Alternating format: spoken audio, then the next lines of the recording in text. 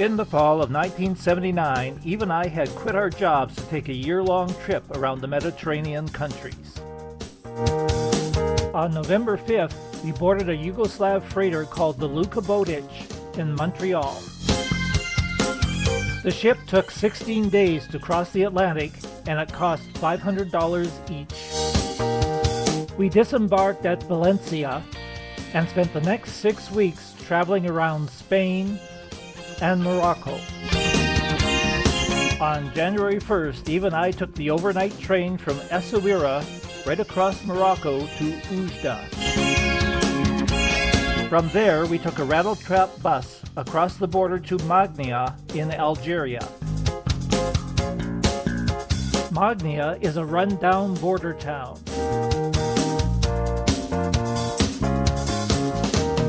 After a sleepless night in a filthy hotel, we spent 48 hours on a grungy train crossing Algeria. It was a relief to finally reach Tunisia, where we boarded a clean, modern, and efficient train to Tunis. As with most North African towns, Tunis has a new town that was built by the French in the 19th century and an old Arab Medina. In the modern French town, the streets are built on a tidy grid and lined with neat whitewashed buildings with blue doors and windows. The main boulevard is modeled after the Champs-Élysées. It's lined with restaurants, cafes, theaters, cinemas, shops, and our hotel, which we checked into for a week. This gate is all that's left of the mighty wall that once encircled the old Medina. The Medina is almost as neat and clean as the modern French town.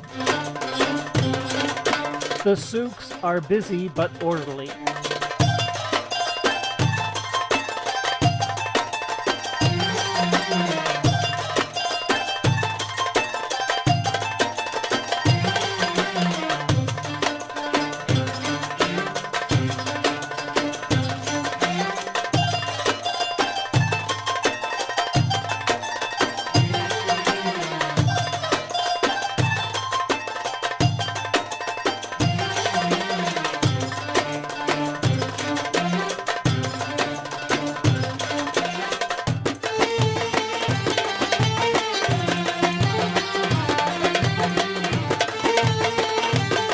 Minarets puncture the sky, rising from the many mosques that pepper the Medina.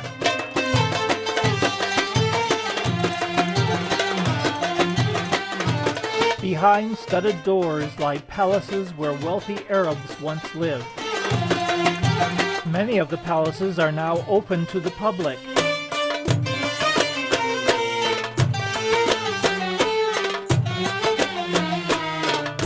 At one of the palaces, we climbed up to the tiled roof terrace for panoramic views over the rooftops, minarets, and domes of the city. One of the palaces has been converted into the Bardo Museum, which has the world's finest collection of Roman mosaics from the 2nd and 3rd centuries AD, when wealthy Roman colonists lived here, apparently with empty wardrobes. One day we took the electric train across the lagoon to Carthage. Over 2,000 years ago, Carthage was a powerful city with a magnificent circular port. Its great warrior Hannibal crossed the Italian mountains with elephants and terrorized the Romans. Rome retaliated by sailing its warships to Carthage and destroying the city. In Carthage today, you can still see the remains of the great circular port of the ancient city. Nearby are some excavated sanctuaries, where it's believed Carthaginians burned their firstborn children alive as a sacrifice to the gods. They buried the ashes in urns and used carved stone slabs to mark the gravesites. The Romans built a city of their own on the ruins of Carthage. Of course, the Roman city now lies in ruins too.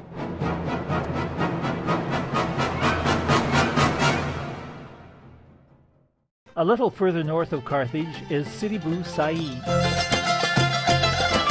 Sidi Bou Said is a pretty little Andalusian-style village that climbs up a flowered hillside. Its narrow lanes are lined with dazzling white houses with blue doors and windows.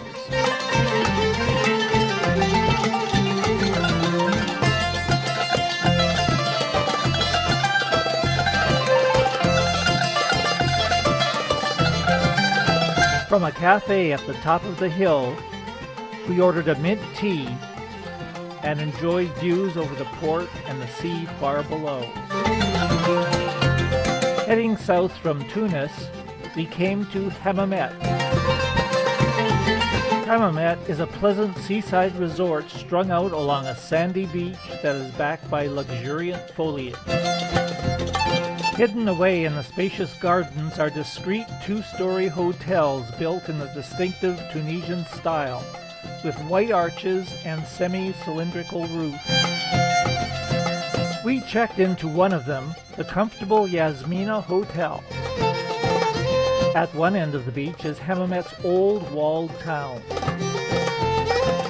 Its Kasbah is lapped by the waves. We climbed up on the ramparts to get these pictures of the neat and tidy Medina. A few miles down the road is Naboul. Naboul is a busy craft center, known particularly for its ceramic tiles and pottery.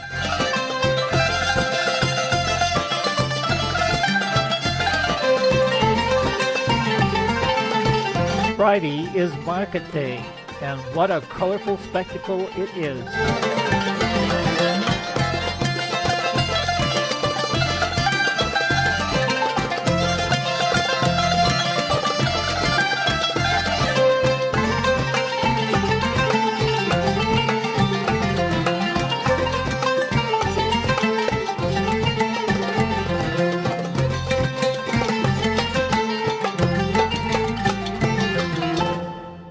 Traveling south along the coast, we came to the seaside towns of Sousse and Monastir.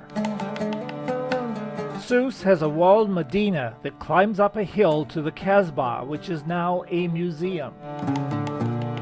It's a fascinating place to explore. But the town is famous for its fortified monastery called a ribat, which was built by Muslim soldier monks during the first centuries of Islam to defend their conquered territory. Stairways cut into the massive walls lead up to the watchtower, where we could peer down on the Grand Mosque and the sea below. Monastir also has a ribat, situated right on the coast. Once again, we climbed up the watchtower to get panoramic views of the Great Mosque, the Muslim cemetery, and the local women washing their laundry in a cove. From the coast, we headed inland to Kairouan. The walled city of Kairouan is the holiest city in Tunisia. Several important mosques are located in the old town. Their domes and minarets rise above the Medina. The most revered place of worship is the Great Mosque. Since infidels like us aren't allowed to enter the mosque, we climbed up to the roof of an adjacent building to get a view of its huge marble courtyard and the square minaret, which dates from the 9th century and is said to be the oldest existing minaret in the world today. Kairouan's Medina is quite colorful. Many of the houses are whitewashed, and they have blue or green doors and grilled windows. In one courtyard, we came across a camel with his eyes bandaged, plodding around in a circle, turning a water wheel. From Kairouan, we took a 3-day tourist safari into the Sahara Desert, for just $120 each, including hotels and 3 meals a day. 40 of us piled into a caravan of 6 Land Rovers, and off we went. On the first day, we stopped at the little village of El Jem, where a Roman amphitheater is set among olive trees and desert cacti. It's almost as large as the Colosseum in Rome, another legacy of the Roman occupation of North Africa 2,000 years ago. Next up were the towns of Sfax and Gabesh, where we explored large palm oases during a windstorm. Next up was the extraordinary village of Matmata. Matmata is home to 3,000 Berbers, but where are they? These aerial pictures of Matmata show you where. In underground dwellings. Round holes dug into the earth with rooms hollowed out of the walls. The people live in these pits because they are cool in summer and warm in winter.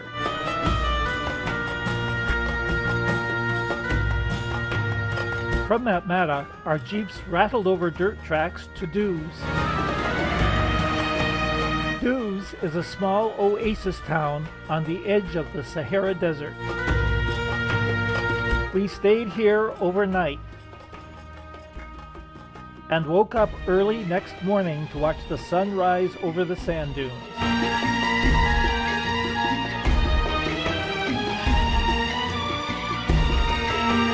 Our second day, we followed camel trails across the Sahara Desert, hopscotching from one oasis to the next. Each oasis has its own little village.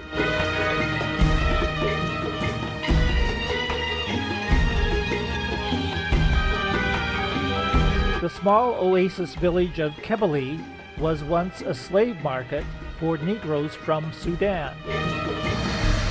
Today, their black descendants live here. We drove across the Chott El Djerid, a flat, desolate 60-mile-long salt desert, and reached the oasis of Nefta.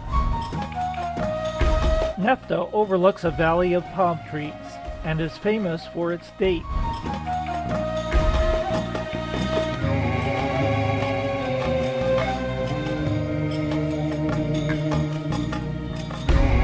Nearby is the town of Tozeur.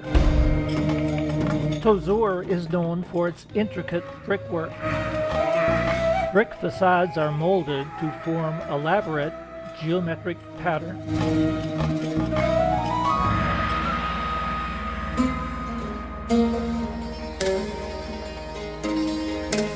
We stayed at the historic Hotel Splendide, right across from the Medina.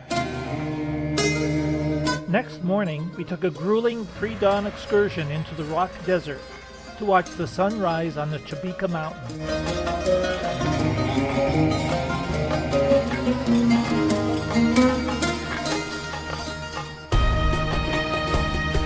At the foot of the mountain is the oasis of Chibika. The deserted village of Tamerza is a testament to the harsh conditions in this part of the world.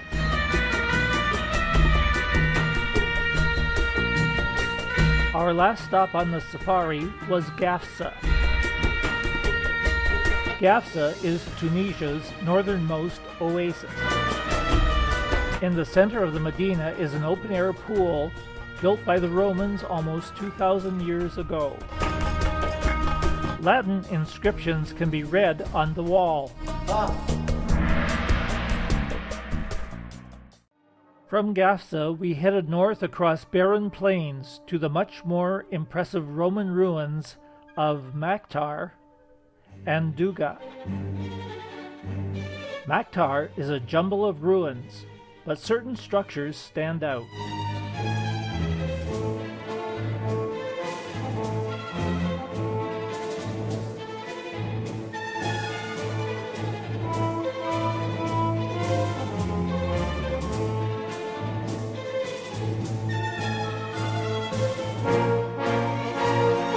Duga is the best preserved Roman town in North Africa.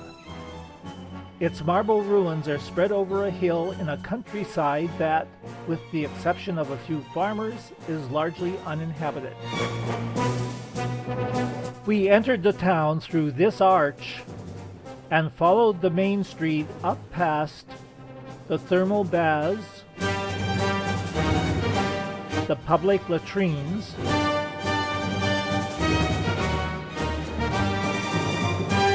and several temples, to the marketplace, the forum,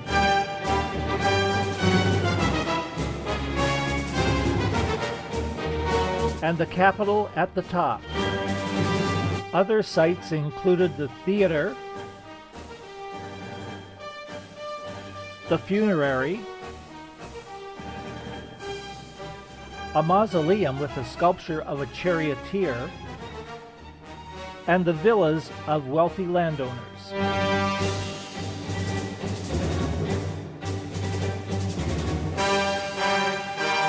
From Duga, we returned to Hammamet and spent the last week of January relaxing at our favorite hotel.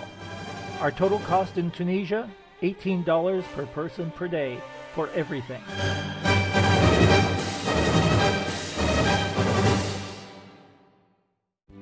Back home in Beamsville, Dad had had a heart attack in 1977 and was doing better than expected. He would rest most of the day and save his energy for going out to the euchre parties at the Senior Citizens Club in Beamsville. There he is, still looking a bit gone. On January 26th, Sherry celebrated her 8th birthday with some of her friends. A good time was had by all. On February 1st, Eva and I flew from Tunis over the Mediterranean Sea and the Sahara Desert to Cairo. As we approached the city, we circled over the pyramids, and Eva got this photo of Cairo's skyline as we descended to the airport. Our pension overlooked Tahrir Square. The views from our balcony were great, but the traffic noise around the square kept us awake all night. So after 3 days, we moved to a pension in a quieter neighborhood where the palatial residences of colonial days now housed various embassies. Old Cairo is surrounded by 11th century walls and gates. They are still standing, but many of the buildings inside the walls are crumbling.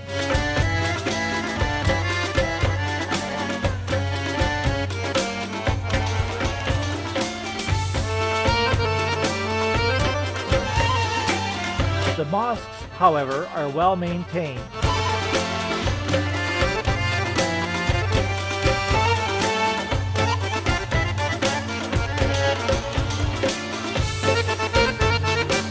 A short ferry ride up the Nile River brought us to the Christian Quarter, where some old Coptic churches date back to the 5th century. But enough of today's Cairo. We were here to explore ancient Egypt, that brilliant succession of pharaoh dynasties from 3000 BC to 500 BC. Our first stop was the Cairo Museum, which has the richest collection of Egyptian antiquities in the world.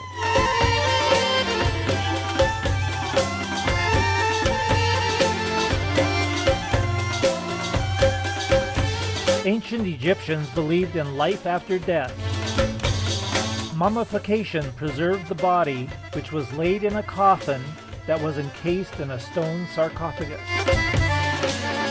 The sarcophagus was placed in a tomb decorated with scenes from daily life, so the deceased person could relive them in his afterlife. There were also paintings of the gods for protection against evil spirits. Most of the gods were depicted as animals in human form. The highlight of the museum is the Tutankhamun Gallery. King Tut's tomb was the only royal tomb discovered intact. All the others had been emptied by tomb robbers centuries ago. The dazzling royal treasures include a gold mask, a gilded throne, and an alabaster chest. Tut was a young and insignificant king. Just imagine the treasures that must have been contained in the tombs of the really great pharaohs. The Cairo Museum had whetted our appetite to get out to the actual ancient site. So we took an overcrowded bus to Giza and got off at the renowned Mina House. Among the famous guests who stayed here over the last century, King Gustav of Sweden, Emperor Haile Selassie, Winston Churchill, Franklin Roosevelt, the Aga Khan, Barbara Hutton, William Faulkner, Charlie Chaplin, and Cecil B. DeMille. That's because Mina House is the closest hotel to the Great Pyramid. Just outside the grounds, dozens of camel drivers wait to take hotel guests to the pyramids. The three pyramids date back to 2700 BC. You do have to marvel at their size and symmetry, and the enormous effort it took to build them way back then. The largest one is the Cheops Pyramid. It contains over 2 million stone blocks, each weighing 2.5 tons, piled up on a base that covers 13 acres. It's the largest and most massive stone structure in the world, and it took 100,000 workers 20 years to do the job. And the wheel, lever, and block and tackle hadn't even been invented yet. We entered the pyramid through the hole pierced by tomb robbers centuries ago. Once inside, we climbed a long, winding corridor to the sarcophagus chamber in the center of the pyramid just under the peak. And yes, that's me. A causeway leads from the pyramids down to the Nile Valley, where the Great Sphinx stands. A colorful sight when the camel drivers go by. During the sound and light show that evening, floodlights played on the pyramids, while voices from the Sphinx told their story. A few miles south of Cairo is the site of ancient Memphis. Memphis was the capital of Egypt around 3000 BC. Nothing much remains of the city except its necropolis at Saqqara, where several badly damaged pyramids dot the desolate landscape. The most famous is the Step Pyramid, almost 5,000 years old, the oldest man-made structure in the world. The desert here is honeycombed with underground tombs of nobles and royal family members. Armed with a flashlight and lots of baksheesh for the tomb guardians, we descended the dark subterranean passages, down to the burial chambers where granite sarcophagi still rest in place, and where wall reliefs offer a glimpse of the daily life and customs of the ancient Egyptians. Scenes of farm animals.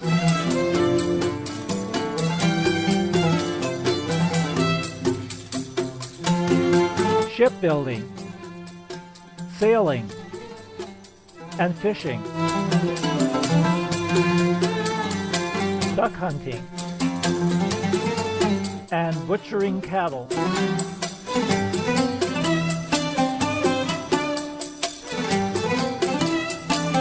In the little village of Saqqara, peasants still live side by side with their animals and work the fields just like their predecessors 3,000 years ago. From Cairo, we took a 12-hour train ride south along the Nile Valley to Luxor. Out the train window, we watched a succession of mud villages, sugarcane fields, and scenes of everyday river life pass by.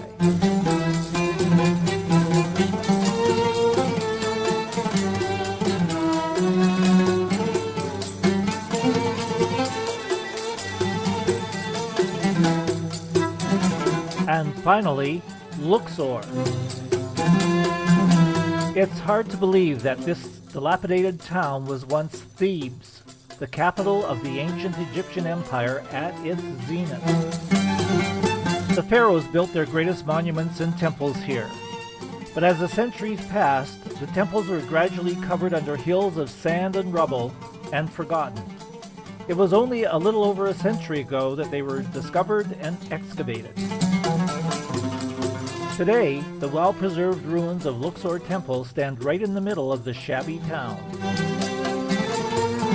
An avenue of sphinxes leads to a monumental gateway that's adorned with an obelisk. Beyond the gateway lie colonnaded courts whose columns are in the form of palm trees, with capitals shaped like palm fronds, lotus petals, and papyrus leaves. Unfortunately, the Muslims have built a mosque right in the great court of the temple. A pleasant 2-mile hike along the Nile leads to Karnak. The magnificent temple at Karnak was the most important temple in ancient Egypt.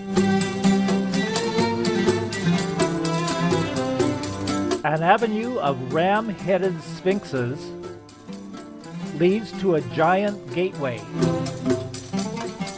Enter,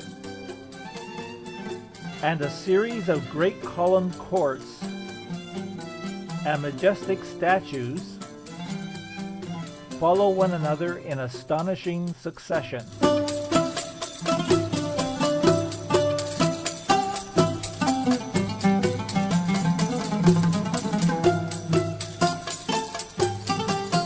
The great hypostyle hall has 134 gigantic columns.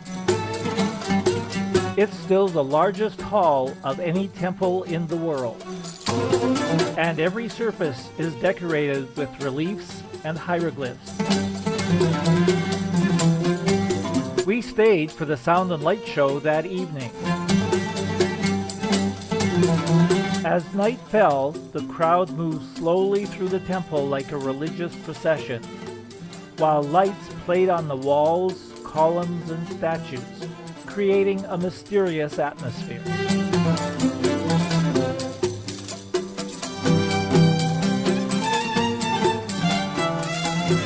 A number of hotels lined the Nile embankment in Luxor. The grand old Winter Palace is where wealthy Europeans came to winter at the end of the 19th century. From its terrace, we watched the African sun set over the graceful white sails of the feluccas on the Nile.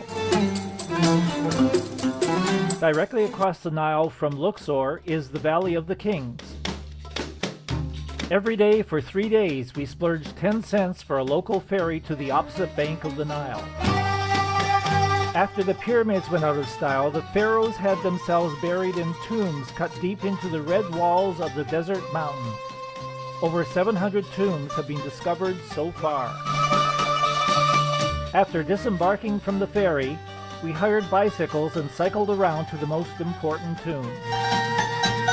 A couple of giant colossi in a sugarcane field pointed the way up to the Valley of the Kings.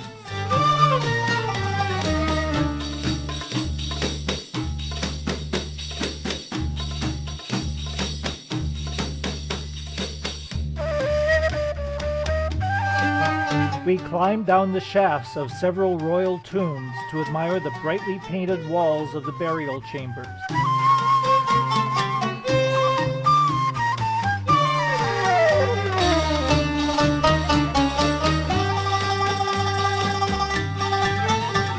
An ancient temple stands in a separate valley where the queens are buried.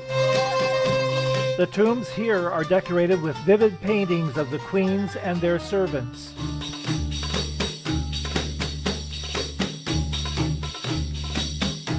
The most celebrated tomb is Tutankhamun's, which managed to elude the tomb robbers of ancient times.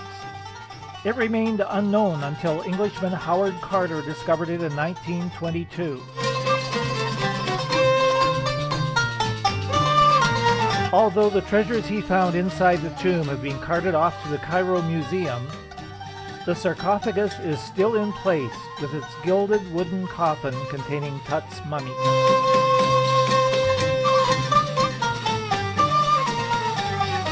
From Luxor, we took the train south along the Nile to Aswan.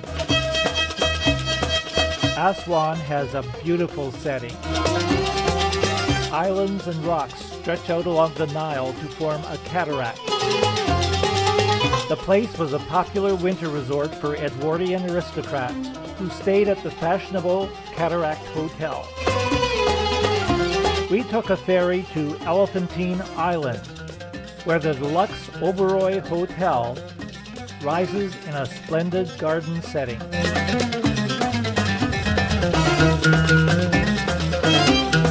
A brick wall separates the hotel from a primitive Nubian village of mud brick houses. And a greater contrast between two worlds is hard to imagine. We hired 3 Nubian boys for 50 cents an hour to row us to the white villa built by Aga Khan on the west bank of the Nile. From the villa, we climbed a stone path up to the Aga Khan's mausoleum. From there, we trekked into the desert to the ruins of a 16th century Coptic monastery. When the 2-mile-long Aswan Dam was built in the 1900s, it created a huge artificial lake that submerged many of the ancient temples. UNESCO managed to save the Philae Temple, which was dismantled and re-erected on a man-made island in the lake. It was a great place to spend our last day in Aswan. A 15-hour train ride north along the Nile brought us to Egypt's main Mediterranean port, Alexandria. Very little remains of Alexandria's ancient past, so we checked into this hotel, which overlooked the bay and the old crescent-shaped harbor lined with restaurants and cafes. In Egypt, hotels charged about $10 for a room with bath and breakfast. A 3-course meal cost about $4. Total cost for us, less than $15 per person per day. On March 5th, we took an overnight ferry from Alexandria to the Greek island of Crete, arriving early next morning in Heraklion. Heraklion was part of the Venetian Empire. A Venetian fortress guards the entrance to the harbor, and remnants of the original Venetian town still exist. The city walls, a fountain, a couple of loggias, and a few sculpted lions of St. Mark. More importantly, the town's archaeological museum contains a vast collection of artifacts from the Minoan civilization that flourished on the island for 2 millennia, from 3000 BC to 1000 BC, the same period as ancient Egypt. Bulls played an important role in Minoan culture. A popular sport was jumping over a bull's horns and onto the animal's back, and this was several millennia before the Calgary Stampede. A few miles from Heraklion stands Knossos, the huge Minoan palace that was destroyed around 1400 BC, probably from a volcano erupting. The palace was only excavated in the 20th century and then poorly restored. It's easy to see how the maze of rooms gave rise to the myth of a labyrinth. We couldn't make sense of the structure, but at least we got an impression of the vast size of the place, with its corridors, passageways, and staircases built on several levels. A few rooms have been restored. Here we found colorful murals of porpoises and another depiction of bull jumping. We spent 2 weeks traveling around Crete by bus. With its ever-changing panorama of mountains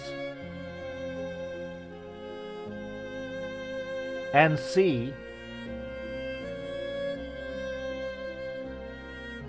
and peasant villages, this is picture postcard country.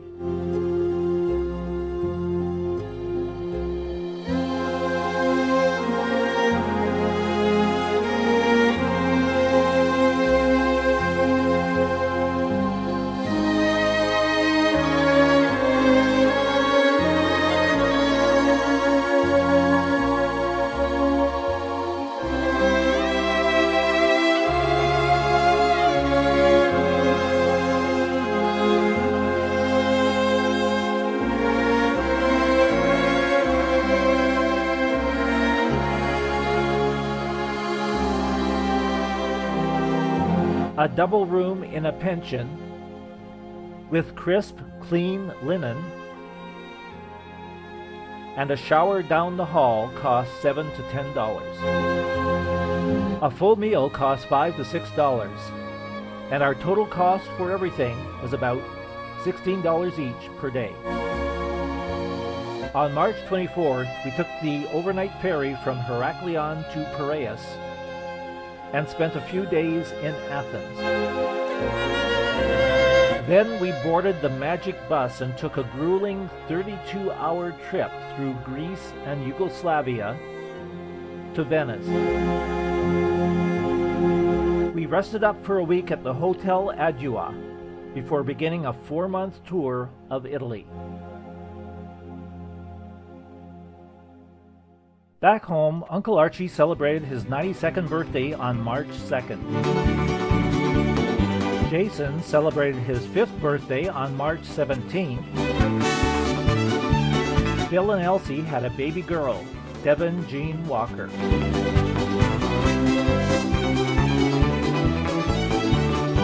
And Pierre Trudeau won the federal election and returned to office as Prime Minister of Canada.